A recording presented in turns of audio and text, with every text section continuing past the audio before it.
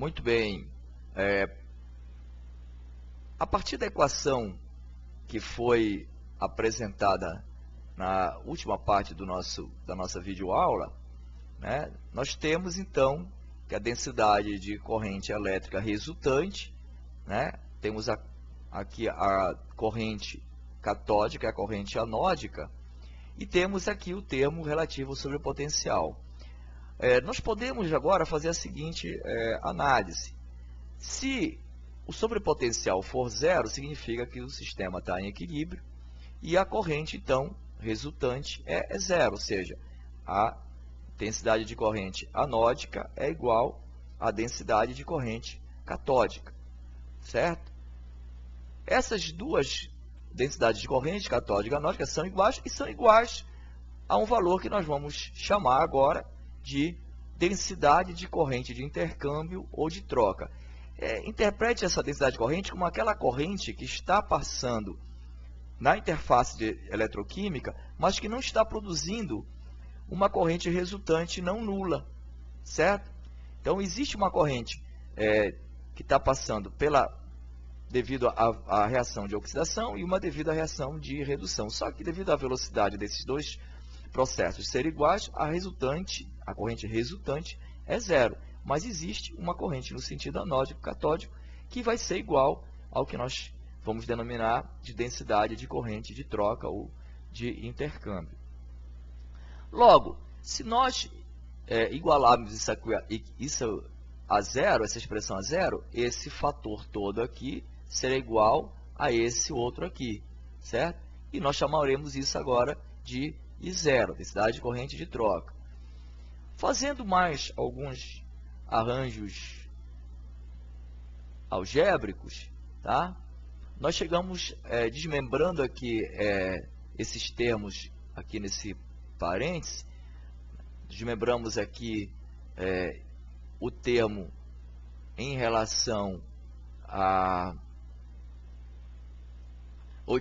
desmembrando aqui na verdade essa equação, desmembrando aqui, né, o termo relativo ao sobrepotencial daquele que só tem o potencial de equilíbrio, nós podemos fazer esse desmembramento e aqui também esse outro.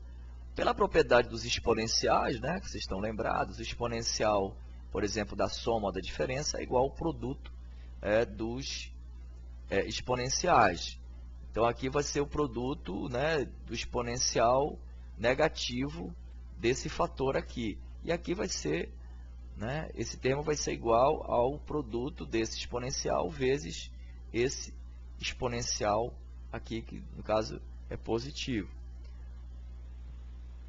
Então, eu desmembrei, na verdade, eu rearranjei isso para a forma de um produto de exponenciais, tá? Permitido pelas regras que nós temos do trabalho com a exponenciação.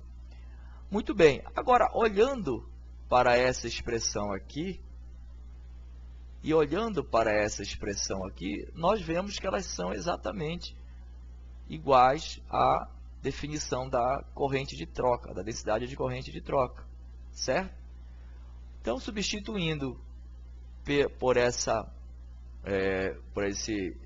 parâmetro, né, densidade de corrente de troca, a equação fica de um formato mais simples, porque a gente pode voltar em evidência e encontrar, finalmente, essa expressão, que é a famosa equação de Butler-Volmer, que permite, né, que você tenha uma previsão teórica da densidade de corrente, né, com o sobrepotencial que está sendo aplicado. Então, nós verificamos que é uma expressão de natureza exponencial, onde aqui nós temos um termo relativo ao processo catódico e outro relativo ao processo anódico, certo? Antes de nós iniciarmos um estudo mais detalhado de casos particulares da aplicação desta equação, vamos ver um pouco como se comporta essa equação. Vamos tentar analisar graficamente como é que é essa variação da densidade de corrente com o potencial, o sobrepotencial. Bom, se nós plotarmos isso num gráfico, partindo das condições de que a densidade de corrente de troca é 10 a menos 5 ampere por centímetro quadrado, e que o fator de simetria é meio, nós teríamos esse comportamento aqui. Então, observe quando a densidade de corrente aqui está relativamente baixa, você vai precisar aplicar um sobrepotencial já um pouquinho elevado para começar a ter alguma densidade de corrente apreciável, certo? Então, esse fator aqui, ele está intimamente ligado à capacidade do eletrodo de realizar o processo eletroquímico, a transferência de elétron. Então, é um fator muito importante que diz se aquele material eletródico realmente é capaz de fornecer uma corrente razoável em sobrepotenciais relativamente baixos. Depois vamos falar mais sobre isso um pouquinho mais para frente. Se nós agora aumentarmos em 100 vezes essa densidade de corrente de troca, olha o perfil que nós vamos ter aqui na equação corrente versus sobrepotencial. Veja que agora, para valores de sobrepotencial já relativamente baixos, você já tem valores de densidade de corrente apreciáveis, certo? Observem também aquilo que nós já falamos, né? Aqui, quando o sobrepotencial é negativo, nós temos densidade de corrente positiva, ou seja, processo catódico, o sobrepotencial é negativo e, pela nossa convenção, a densidade de corrente é positiva.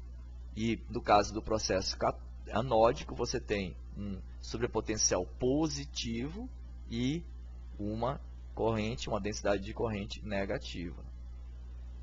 Se nós alterarmos o valor de beta mantendo I zero igual, vejam que a simetria dessa curva ela é perdida, né? Então, essa equação, se você colocar os valores de beta iguais, né, você tem uma curva perfeitamente simétrica. Quando você altera o valor de beta, você vai ter uma curva assimétrica, ou seja, você está beneficiando, nesse caso aqui, o processo anódico em relação ao processo catódico. Porque se beta é 0,4, o menos beta vai dar 0,6. Então, você vai ter, né, uma prevalência de um sobrepotencial. Quando você aplicar um sobrepotencial anódico, a corrente será maior do que você aplicar o mesmo sobrepotencial no sentido catódico.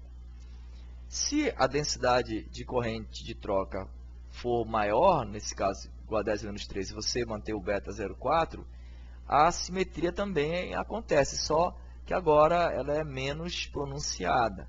Mas também você tem sempre aqui uma prevalência do processo anódico, né, em relação ao processo catódico, caso esteja se aplicando sobre potencial catódico, anódico ou catódico de mesmo valor, certo?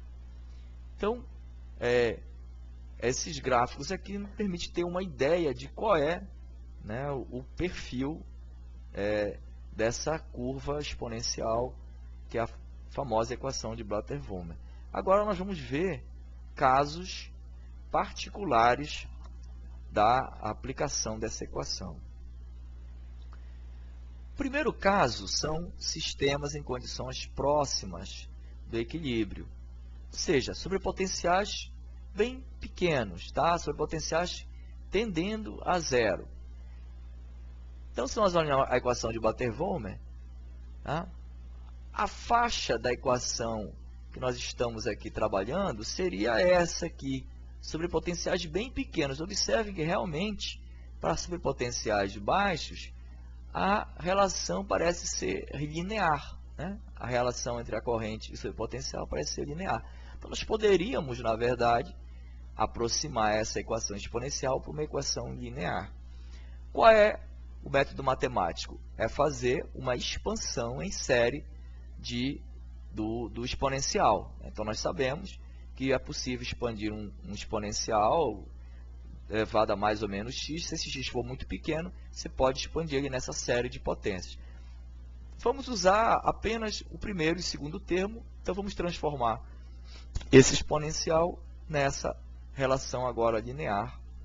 E aí, nós alteraríamos esse termo exponencial por 1 menos esse valor aqui, e aqui também 1 menos esse valor daqui. Fazendo aqui uma álgebra simples, nós chegamos a essa equação, tá? E o pequeno rearranjo nos permite chegar a essa outra equação. Essa outra equação nos dá uma visão de que esse termo aqui se parece muito com um termo de resistência, certo? Se nós lembrarmos a equação da lei de Ohm, a potencial é IR. Se nós colocarmos o R para cá, fica a corrente, é o potencial pela resistência. Então, aqui, sobre potencial por esse valor aqui, que se assemelha muito a uma resistência, e inclusive é chamado de resistência à transferência de carga. Observe que o valor de zero está associado, então, a essa resistência à transferência de carga. Se zero for alto, como ele está no denominador, a resistência à transferência de carga é baixa, certo? Se zero for baixo, né, o valor, a resistência de carga será alto. Então, esse valor de zero também permite dar essa conotação de uma resistência à passagem da corrente elétrica. Geralmente, a validade dessa linearização, ou seja, que você considerar essa, na verdade, curva exponencial como linear, essa região aqui, é de aproximadamente 20 mV. Até sobre potenciais nessa faixa, o erro é muito pequeno em você assumir que ocorre essa linearização da equação de Blatter-Wörth. A partir de valores mais elevados que 20 mV, começa a haver um erro já que vai cada vez aumentando, né? Então, se você se mantiver nessa faixa aqui, você vai ter realmente uma relação linear entre a densidade de corrente sobre o potencial. Aqui, se a gente colocar em relação ao negativo sobre o potencial, você terá um coeficiente angular positivo. Se esse coeficiente angular for elevado, significando que isso aqui é baixo, significa que você tem, né, um I0 elevado. Então, coeficientes angulares altos da relação I versus potencial significa que você tem um I0 alto, logo esse valor aqui é baixo. Então, o valor de zero baixo, né, você vai ter isso aqui maior, logo o coeficiente vai ser menor. É o caso aqui dessa reta 2.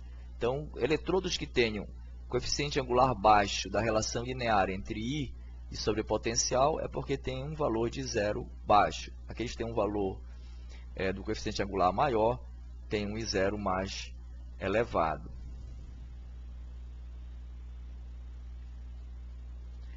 Bem, vamos falar um pouco mais desse parâmetro densidade de corrente de troca, porque é um parâmetro muito importante em eletrocatálise.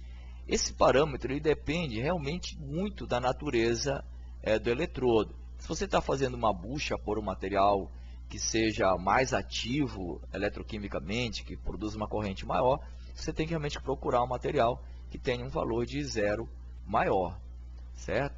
Então, de que depende esse valor de zero? Olhando aqui para a expressão que nós obtivemos anteriormente, para a densidade de corrente de troca, a gente verifica que ele depende desse fator, que é a frequência de colisão, está relacionado com a área superficial do eletrodo. Então, quanto maior o número de sítios ativos, maior a superfície eletroquimicamente ativa, maior vai ser os portadores de carga para transferência de elétron.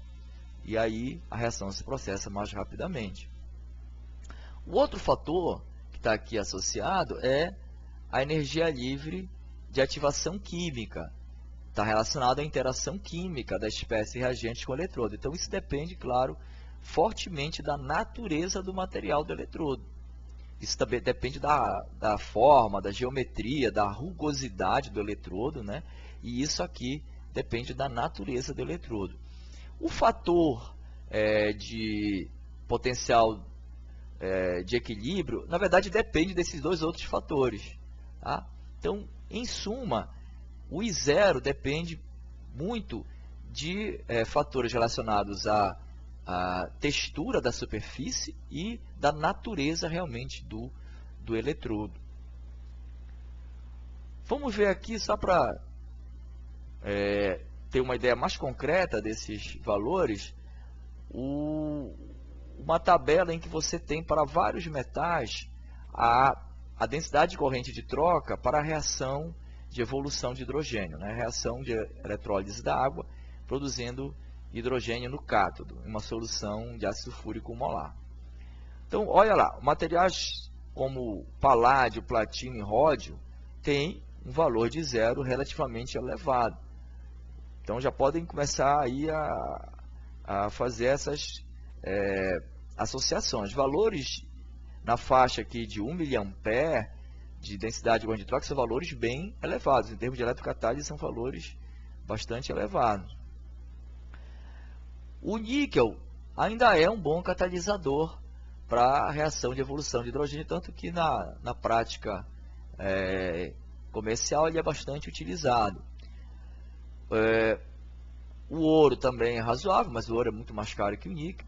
E aqui, a partir aqui do titânio, né? O titânio algumas vezes também é usado, uma liga titânio-níquel, mas a partir já do chumbo nós já temos um valor de zero muito baixo. Então, realmente, esses materiais aqui, eles não seriam nunca escolhidos para fazer uma reação de produção de hidrogênio. Você procuraria usar esses materiais aqui, que são muito melhores, muito mais ativos, né? Tem um I0 muito maior do que esses aqui. Tá? Problema também é que esses aqui são muito mais caros. Então, a busca no estudo de eletrocatálise é conseguir compatibilizar materiais mais caros com materiais um pouco mais baratos, fazendo ligas, óxidos, que tenham um valor de densidade de corrente de troca alto, mas que sejam materiais de um custo menor. Né? Então, isso tudo é muito importante na área de pesquisa em eletrocatálise, né? Conseguir encontrar materiais que tenham valores, né, consideráveis de densidade de corrente de troca, mas que também não sejam muito caros de se produzir, certo? Bom, um outro caso que vale a pena a gente analisar é dos sistemas em equilíbrio. Esses sistemas em equilíbrio, na verdade, é quando não está passando a corrente elétrica. Qual é a equação que nos permite relacionar potencial nas condições que ele é estabelecido, né, de concentração, temperatura?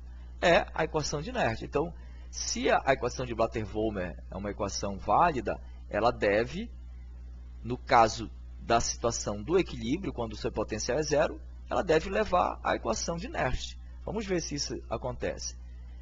Aqui está, no caso de ser igual a zero, né? Então, esses dois termos são iguais. É o próprio valor da densidade de corrente de troca, certo? Quando você rearranja isso, você vai chegar numa equação que é exatamente a equação de Nernst. Tá? Então, essa equação aqui, que é obtida do rearranjo dessa igualdade, é a equação de Nernst, onde esse potencial de equilíbrio padrão é definido por essas outras parâmetros, pela energia de ativação química e aqui as constantes de velocidade, no caso aqui as parâmetros de frequência de colisão, certo? Então, isso mostra a consistência da equação de Blatter-Volmer, né? Nossa teoria está bem amarrada, né? Nós conseguimos recuperar a equação de Nernst a partir da equação de Blatter-Volmer, assumindo o sistema em equilíbrio. Então, isso é muito bom, isso mostra que nós temos consistência teórica na análise que está sendo feita. Bom, no caso agora, que são os casos mais interessantes, mais importantes, dos sistemas afastados do equilíbrio. Na direção catódica, significa que está sendo aplicado um sobrepotencial negativo, certo? Então, o sobrepotencial é bastante negativo, né, digamos assim, e aí o que vai acontecer? Esse termo exponencial vai ficar muito maior que esse.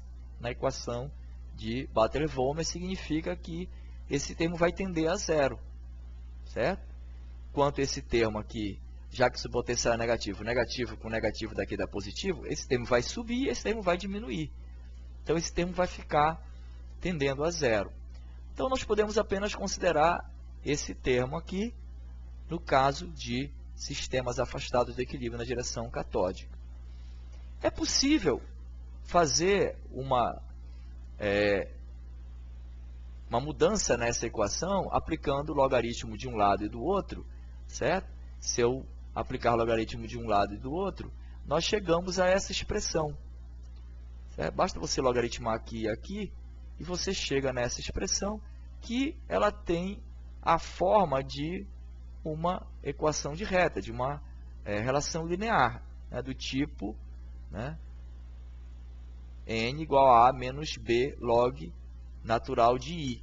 Essa aqui é a famosa equação de Tafel que ele propôs, né, antes mesmo da dedução ou da apresentação da equação de Blatter-Volmer. Então, a partir dos resultados experimentais, ele notava que se você plotasse o log da densidade de corrente versus o sobrepotencial, isso dava uma equação linear cujos coeficientes lineares, o coeficiente linear era o A, né, seria esse termo aqui, e o coeficiente angular seria esse, RT sobre beta F.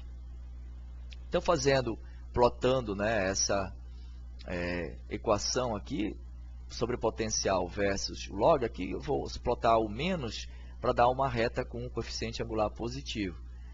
O que vai acontecer? Esse coeficiente angular é esse termo, e aqui onde essa reta interceptar o eixo do x, né, do log natural de i, nós temos o log natural de i zero, certo? Onde ela fosse interceptar aqui o eixo do y, seria exatamente o coeficiente linear, né? Mas onde ela intercepta esse ponto aqui é o log do i0. Isso tem até que corrigir no livro que aparece esse termo inteiro, mas não é. Nesse ponto aqui você tem apenas o log natural da densidade de corrente de troca. Então, é possível, fazendo uso dessa equação aqui, através da análise gráfica, encontrar os valores do coeficiente angular e do coeficiente linear. Então, o coeficiente linear é dado por essa expressão, certo? E o coeficiente angular é dado aqui por essa expressão.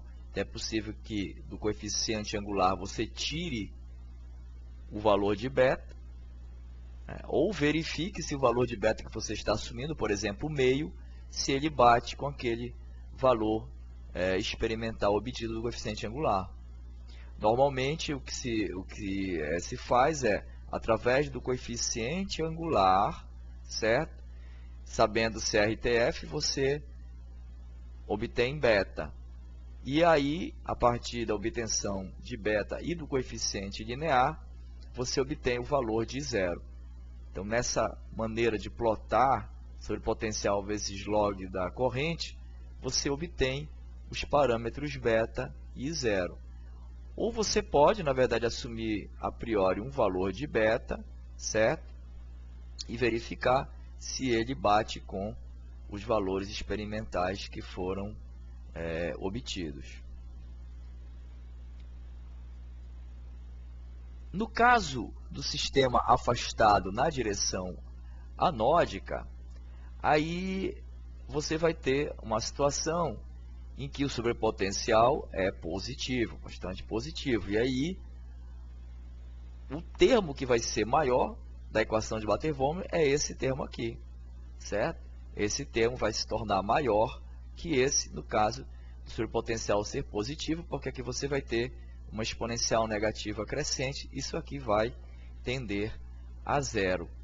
Então, nós podemos apenas utilizar, precisamos apenas utilizar o segundo termo.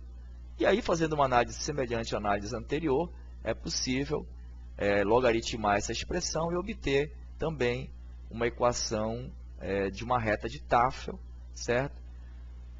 Onde aqui seria o coeficiente linear e aqui o coeficiente angular, E da mesma forma também, né, através de uma análise gráfica, plotando sobre potencial pelo log da densidade de corrente. Observe que aqui está em módulo, porque não existe uma definição para log de número negativo, né? Então lembre-se que quando nós temos um processo anódico, pela nossa convenção, a corrente resultante anódica é negativa. Então, se você fosse usar valores negativos aqui, não teria sentido, porque não existe definição de logaritmo de número negativo. Por isso, precisa usar o módulo, certo?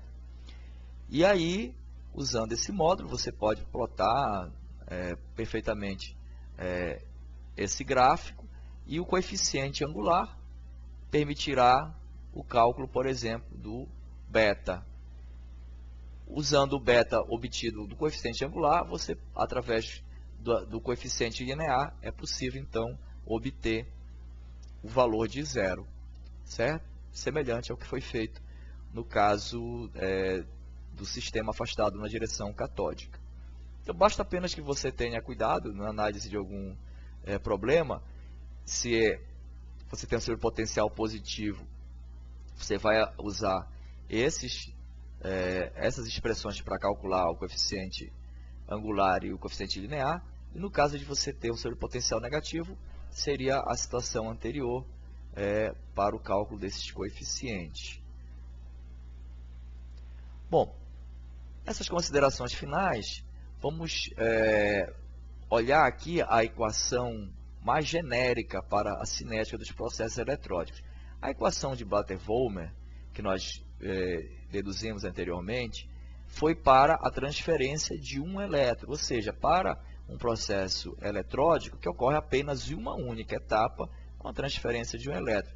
Existem muitos processos realmente simples, né, eletroquímicos, por exemplo, ferro 3 para ferro 2, que ocorrem realmente com esse tipo de cinética. Porém, a maioria dos processos eles são multieletrônicos, são realizados em mais de uma etapa de transferência de elétron. Tá?